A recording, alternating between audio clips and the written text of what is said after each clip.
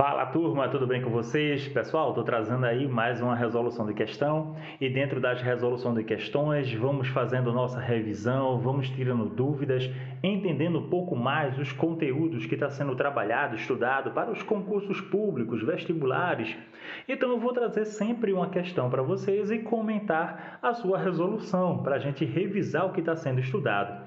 Nesse momento eu estou trazendo uma questão que é da AFA e essa questão ele aborda um tema onde esse tema é muito cobrado no nosso segundo ano, que o segundo ano vai ver a termologia, a calorimetria, a óptica, a ondulatória. É o mais comum de ser cobrado. E o problema ele vem dentro da nossa termologia. O estudo da temperatura, além das escalas térmicas, vamos entender que quando um corpo vai variar sua temperatura, vai variar, possivelmente vai variar, tá certo? É o mais comum, variar o seu tamanho. E a variação desse tamanho é o que chamamos de dilatação térmica. Temos a dilatação do sólido e a dilatação do líquido. Porque não é muito comum ver a dilatação do gasoso, a dilatação do gás, porque vai ter um estudo separado para isso. O estudo dos gases vai trabalhar com ele. Então, a dilatação do sólido, da forma linear, superficial e volumétrica, e a dilatação do líquido, que é da forma volumétrica, já que para poder manipular, utilizar, calcular, pesar, fazer alguma coisa com o líquido, ele precisa estar dentro de um recipiente. Daí, o problema colocou o seguinte: um frasco de vidro cujo volume é de 2.000 centímetros cúbicos a 0 grau, está completamente cheio de mercúrio. Como ele fala completamente cheio de mercúrio, quer dizer que o volume que o recipiente tem é o mesmo volume que o líquido, no caso, tem. A esta temperatura, então quer dizer que o nosso frasco de vidro, que tem 2 litros, no caso 2.000 centímetros cúbicos a 0 graus Celsius, o líquido que está dentro dele, que no caso é o mercúrio, também tem esse volume inicial e está a esta temperatura também, que no caso é 0. Sabe-se que o coeficiente de dilatação volumétrica do mercúrio é 1,8 vezes 10 a menos 4. Observação aqui, dilatação volumétrica, porque eu estou trabalhando volume, estou trabalhando, no caso, líquido. Ele diz que é de 1,8 vezes 10 a menos 4. E o coeficiente de dilatação linear do vidro? Aí eu tenho que botar uma observação aqui. Por quê? Como estamos trabalhando dilatação volumétrica, estamos trabalhando com volume, capacidade, então ele tem que ser dado, no caso, não em linear. Ele tem que ser dado, no caso, em volume, uma dilatação volumétrica. Daí, no caso, ele colocou uma dilatação linear e eu vou precisar lembrar dessa informação aqui. O coeficiente de dilatação volumétrica é o gama. E esse gama ele vale 3 vezes o valor do alfa. E quem é o alfa? É a dilatação linear, tá certo? Então, como o recipiente ele precisa estar na dilatação volumétrica, então a linear do vidro vou multiplicar por 3. Então, ao invés de ter 1 vezes 10 elevado a menos 5, eu vou ter 3 vezes 1, 10 a menos 5. Então, o meu coeficiente ele vai valer 3 vezes 10 elevado a menos 5. Essa aí vai ser, no caso, o meu coeficiente, ok? Ele disse também o seguinte, o volume de mercúrio que irá entornar, o que é entornar? É extravasar, é esborrar, transbordar. O volume de mercúrio que irá transbordar, entornar em centímetros cúbicos, quando o conjunto for aquecido até 100, vale quanto? Então, o que ele está querendo calcular, o que ele está querendo de você, é que você calcule, encontre a quantidade de líquido, que no caso é o mercúrio, que vai transbordar do recipiente. Eu preciso também lembrar o seguinte, olha só, imagine que isso aqui é o meu recipiente, tá certo? E que o recipiente ele está completamente cheio. Quando a gente começar a oferecer calor para o recipiente, O sólido, como o aquecimento vai ser por condução, ele vai aquecer mais rápido do que o líquido, não só pela questão da condução, mas também pela questão do seu calor sensível, do seu calor específico. Então, quando a gente começa a aquecer, o sólido ele vai aumentar de tamanho. Como ele aumenta de tamanho, o líquido ocupa esse novo espaço, então ele diminui aqui, ó. Quando o líquido de novo aumentar e ocupar esse tamanho aqui, a gente já percebe que esse volume, que é o volume que o recipiente aumentou, também é o volume que o líquido aumentou, já que ele vai ocupar esse espaço. E quando continuarmos aquecendo, ele vai, no caso, transbordar.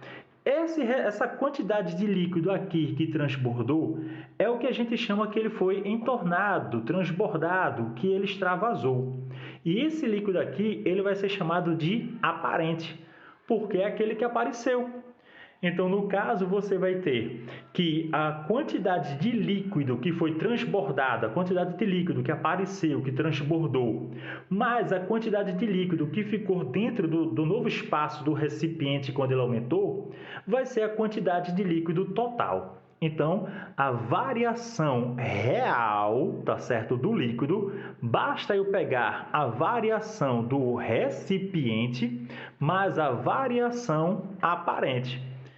Quer dizer o seguinte, se eu quiser achar qual é o tamanho completo do líquido que aumentou, basta eu saber quanto transbordou e quanto ficou dentro do recipiente.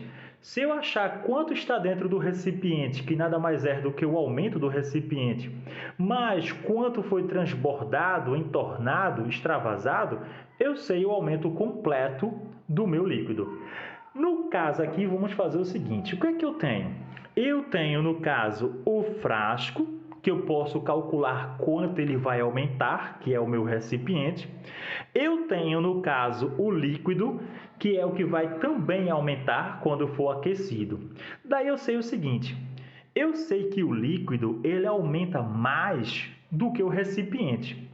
Então, se eu calcular quanto o recipiente aumentou e quanto o líquido aumentou, a diferença é o que foi, no caso, transbordado. Então, vamos calcular quanto o tamanho, tá certo? Quanto aumentou o frasco de vidro. Para isso, a gente vai usar a equação que vocês aprenderam na parte de dilatação volumétrica, que é essa aqui, ó. A variação do volume é igual ao volume inicial vezes o coeficiente de variação volumétrica vezes a variação de temperatura. E isso aqui eu vou olhar, no caso, para o meu frasco. Então, isso é quanto ele aumentou, a variação do seu volume. Eu vou calcular.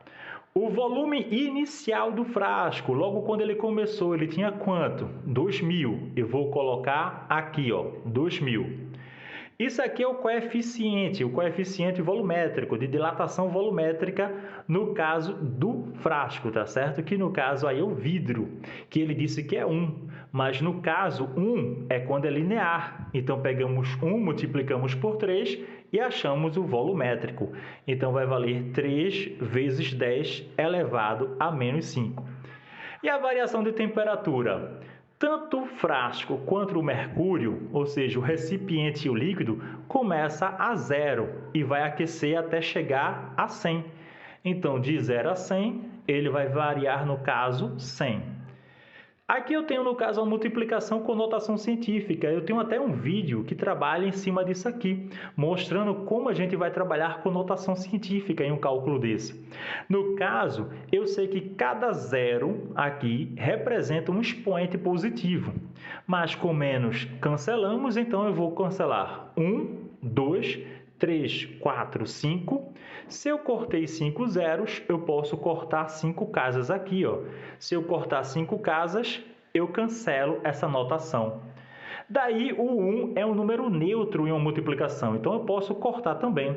Vai ficar quem? Vai ficar 2 vezes 3. Então, a variação de volume do meu recipiente, que é o frasco, vale 6 centímetros cúbicos. No caso, letra A, que eu não vou marcar, porque ele não está querendo saber de mim quanto o frasco aumentou, ele quer saber quanto vai ser transbordado. eu já sei que o frasco aumentou 6, tá certo? Vou calcular agora quanto foi que o mercúrio aumentou. Então, vamos separar aqui e eu vou colocar para o mercúrio. A variação de volume é igual ao volume inicial vezes o coeficiente vezes a variação de temperatura.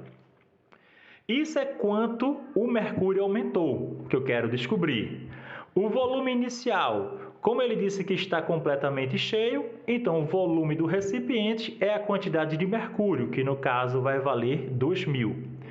O coeficiente do mercúrio está aqui, ó, vale 1,8 vezes 10 a menos 4. E a variação de temperatura do líquido é a mesma variação do recipiente, que no caso vale 100. Então, já vou colocar aqui 100. Já nesse caso, eu só tenho 4 casas aqui, então não vou cortar os 5 zeros. Eu vou cancelar, no caso, isso aqui, ó. 1, 2, 3, 4. Cortei 4 zeros, corto 4 casas aqui, então o zero, no caso ali, vai cancelar esses 4. O número 1 é neutro. O que é que eu tenho agora? 20 vezes 1,8. Como eu tenho uma casa decimal, eu posso cortar um zero com uma casa decimal. Era como ficasse apenas, no caso 2, multiplicado por 18. Daí, a variação de volume vai ser 2 vezes 18, vai me dar, no caso, 36 centímetros cúbicos. Que no caso aqui tem a letra D, mas nem é A nem é D.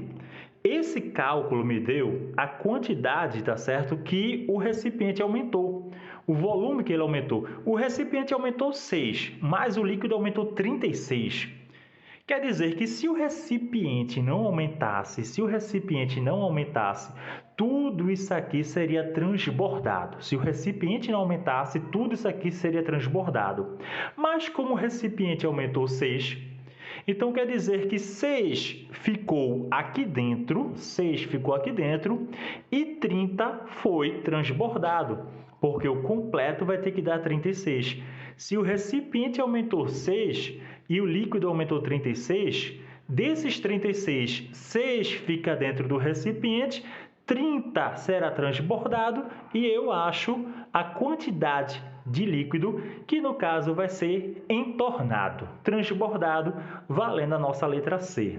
Ok, turma?